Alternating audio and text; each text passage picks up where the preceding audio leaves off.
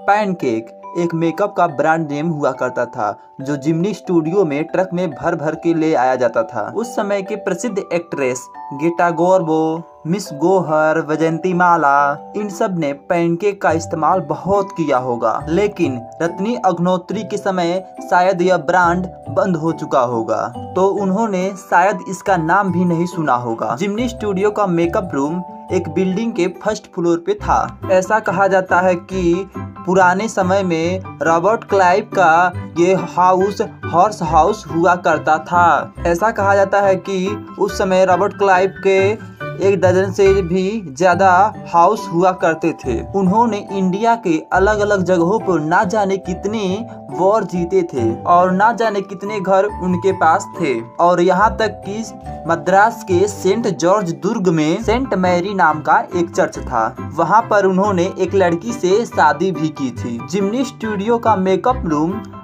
Room cum, दरअसल नाई का दुकान ज्यादा लगता था। मेकअप रूम में शीशे के बगल में बहुत सारी लाइटें लगी हुई थी। मतलब यार हद ही हो गई है। एक तो बेचारी मेकअप कराने आई है, ऊपर से ये लाइट का टॉर्चर, उफ, बेचारी कितना सहन करेगी। अरे माना कि लड़कियों का मेकअप कराना फेवरेट काम है, लेकिन उस समय मेकअप कराना एक टॉर्चर से कम नहीं हुआ करता था। अच्छा, कमेंट में बताओ कि कौन कौन मेकअप कराने जाता है। चलो आगे देखते हैं। मेकअप रूम का जो सबसे पहला मालिक था वह एक मद्रासी था, बाद में कन्नड़ बन गया, उसके बाद आंध्रवासी बन गया, फिर मद्रासी बन गया, और ना जाने इंडिया के कितने स्टेट से लोग यहाँ पर काम करते थे। उस समय आकाशवाणी आया करती थी। आकाशवाणी पे लोगों को एकता का पाठ पढ़ाया जाता था। मुझे लगता है जिमनी स्टूडियो एकता का जीता जागता उदाहरण है। उस समय मेकअप आर्टिस्ट एक्टर और एक्ट्रेस को इतना ज्यादा मेकअप लगा दिया करते थे कि खूबसूरत से खूबसूरत एक्टर और एक्ट्रेस भी बदसूरत दिखाई देते थे। आप सभी सोच रहे होंगे कि मेकअप तो बदसूरत को खूबसूरत बनाता है, लेकिन उस समय इतना ज्यादा हैवी मेकअप किया जाता था कि खूबसूरत से खूबसूरत व्यक्ति भी बदसूरत दिखाई देता था। दरअसल उस समय मेकअप का मेन पर्पस सबके स्किन टोन को सेम करना और फेस पे हैवी मेकअप लगाकर फेस को ज्यादा ग्लो दिखाना होता था। उस समय मेकअप डिपार्टमेंट का एक स्ट्रक्चर हुआ करता था।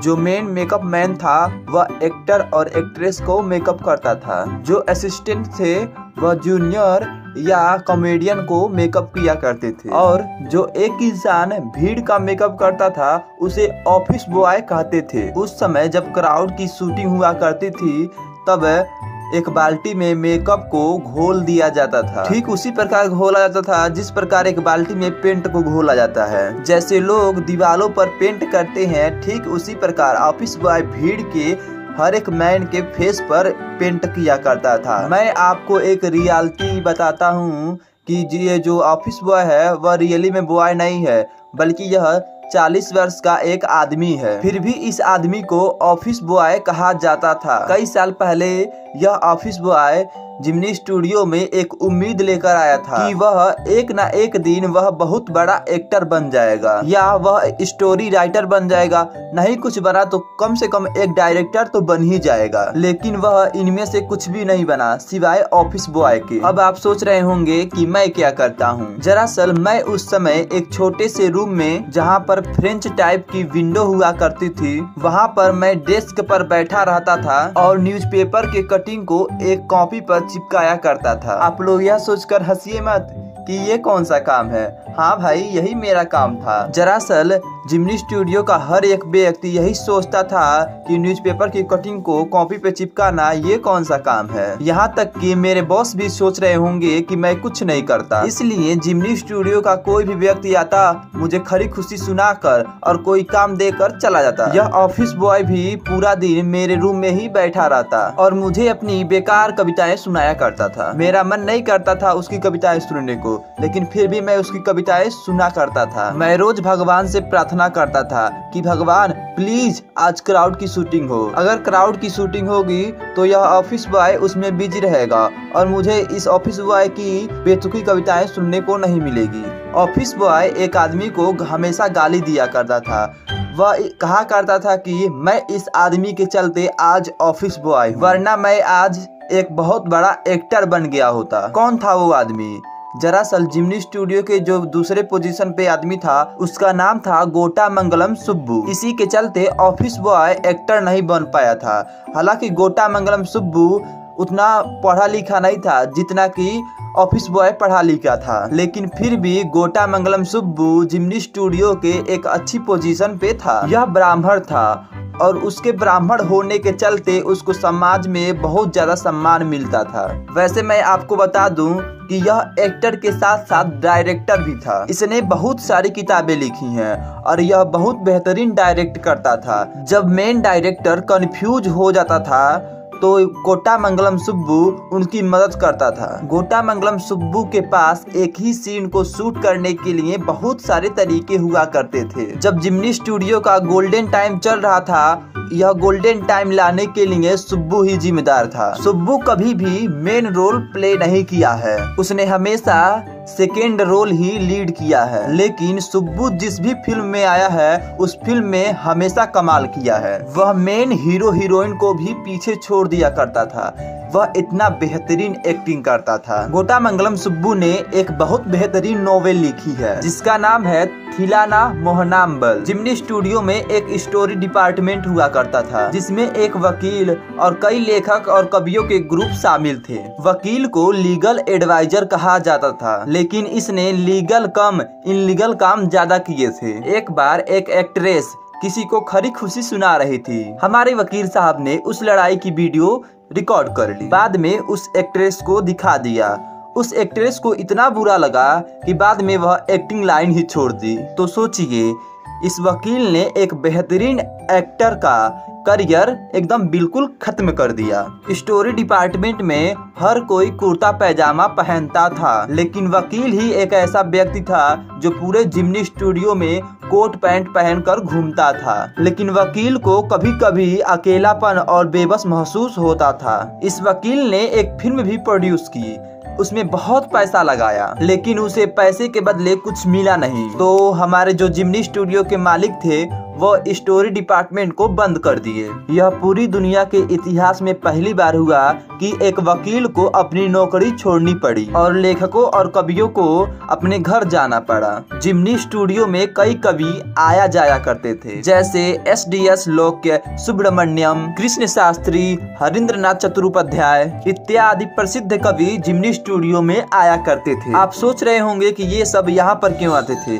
दरअसल यहाँ पर भोजन और चाय और कॉफी बहुत अच्छा मिलता था, इसलिए यहाँ पर प्रसिद्ध कवि भी खाने और पीने के लिए आया करते थे। और कवियों के लिए जिम्नी स्टूडियो बहुत अच्छी जगह थी जहाँ पर अनेकों कवि आपस में बातचीत किया करते थे। सभी कवि गांधी भक्त थे, इसलिए सभी कवि कुर्ता पैजामा ही पहना करते थे और देश प्रेम के बारे में आपस में बातें किया करते थे। एक बार जिम्नी स्टूडियो में फ्रेंच बुशमैन दी मोरल रियारमेंट आर्मी, जिसमें कम से कम 200 लोग शामिल थे, 1952 में भारत आए थे। आप लोग सोच रहे होंगे कौन थे ये आर्मी, आखिर में क्या काम करते थे। दरअसल ये लोग नाटक करते थे और सर्कस के आदमी थे। वो बात अलग है कि इनको एक्टिंग और कलाबाजियां करनी नहीं आती थी, लेकिन फिर भी इन लोगों ने 2 नाटक एकदम बेहतरीन किए थे। पहले नाटक का नाम है जोथाम वैली और दूसरे नाटक का नाम है द फॉरगेटन फैक्टर। इस नाटक को अन्य शहरों के साथ साथ जिम्नी स्टूडियो के 600 लोगों ने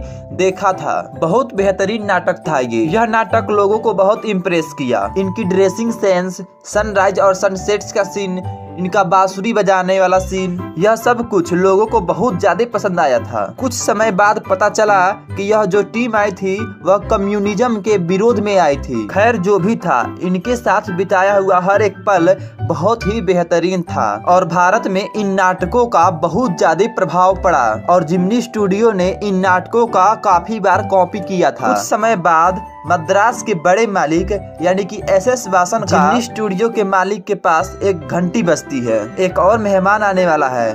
फिर से कोई नाटक कंपनी का? ना ना ना ना, इस बार कोई टीम नहीं आ रही, बल्कि एक इकलौता आदमी आ रहा है। आखिर में यह इकलौता आदमी कौन है? कहा जाता है कि यह बहुत बड़ा कवि है जो इंग्लैंड से आ रहा है। हमारे मालिक बहुत खुश थे क्योंकि जो व्यक्ति आ रहा है वह कवि के साथ साथ एक एडिटर भी है और हमारे मालिक भी एक एडिटर हैं। हमारे मालिक एस.एस. वासन एक लोकप्रिय तमिल संपादक रहे हैं। उस तमिल मैगजीन का नाम था अनंत विकेतन, अर्थात अनंत विकेतन के संपादक हमारे मालिक एस.एस. वासन थे। तो हमारे मालिक बहुत ज्यादा खुश थे। अरे वाह, एक एडिटर के साथ मिलने वाला है। शाम के लगभग 4 बजे थे। वो स्टेज बहुत ही अच्छा सजा हुआ था। हमारे मालिक साहब 1 घंटे तक एक स्पीच पढ़ते हैं। अच्छा, कमेंट में बताओ कि 15 अगस्त और 26 जनवरी के दिन किस किस के प्रिंसिपल 2-3 घंटे तक लगातार स्पीच करते हैं। 3 घंटे बैठे बैठे हम लोगों की फटकर हाथ में चली जाती थी।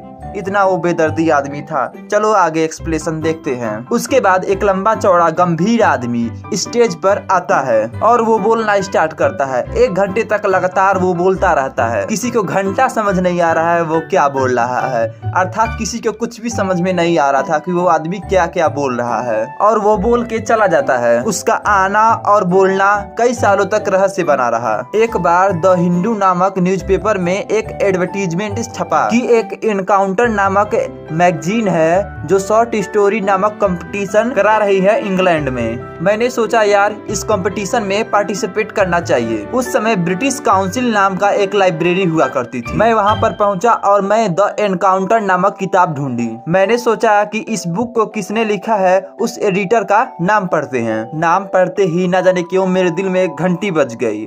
उसका नाम था स्टीफन स्पेंडर। अब आप सोच रहे होंगे कि ये कौन था। यह वही आदमी था जो आज से कई साल पहले जिम्नी स्टूडियो आया था, जिसकी स्पीच किसी को समझ नहीं आई थी। यह मुझे जान के बहुत खुशी हुई कि मैं इस आदमी से पहले भी मिल चुका हूँ। आज जिम्नी स्टूडियो छोड़े काफी समय हो गए। मेरे पास काफी समय था और पैसे भी बहुत कम थे। उस समय जो भी चीज मिला करती थी वो मैं सभी चीजों को खरीद लिया करता था। एक बार मद्रास रोड पे पोस्ट ऑफिस के सामने एक पुस्तकों का बंडल रखा हुआ था। मैं वहाँ पहुँचा। उस बच्चे ने कहा 50 पैसे की किताब है। मैंने बच्चे से पूछा 50 पैसे, इतना सस्ता क्यों? तो उसने बताया रूसी क्रांति को 50 साल हो गए हैं। मैंने उस किताब की बंडल में से एक किताब उठाई जिसका नाम था द गॉड दैट फील्ड। उसमें कुल 6 लेखक थे। आपको स्क्रीन पर उन 6 लेखकों का नाम दिख रहा होगा। इन 6 लेखकों में से एक लेखक था इन 6 लेखकों में से भी एक लेखक का नाम स्टीफन स्पेंडर था। अरे मैं तो इसको जानता हूँ। फिर मुझे ये सारी चीजें याद आ गई कि कैसे वह स्टेज पर चल के आया था। मैं बड़ा मिस करता हूँ उस मोमेंट को। यह कहानी माय ईयर विथ बॉस से ली गई है। यहाँ पर यह कहानी समाप्त होती है। और हाँ, यदि वीडियो पसंद आया तो वीडियो को लाइक करना और चैनल को सब्सक्राइब करना, अपने दोस्तों के पास शेयर करना ताकि वह कामचोर बोर्ड एग्जाम में फेल ना हो। और वीडियो को लाइक करना मत भूलना। Thanks for watching.